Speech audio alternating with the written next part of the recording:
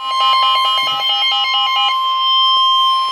National Weather Service in Greenville Spartanburg has issued a severe thunderstorm warning for central Stevens County in northeastern Georgia, east central Habersham County in northeastern Georgia, southwestern Pickens County in upstate South Carolina, Oconee County in upstate South Carolina, until 3:45 p.m. Eastern Daylight Time.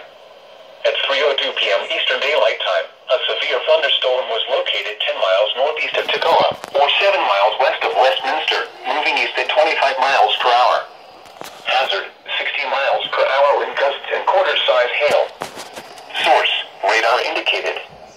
Impact, minor hail damage to vehicles is expected. Expect wind damage to trees and power lines. Locations impacted include Clemson, Tacoma, Seneca, Walhalla, Central, Westminster, Norris, there's a lightning strike, right? It looks like right over the water park. Scattered trees and power lines will be blown down in the warned area. Seek shelter inside an interior room. Please report damaging winds, hail, or flooding to the National Weather Service Greenville Spartanburg by calling toll-free 1-800-267-8101 or by posting on our Facebook page or tweet us using hashtag NWSGSP.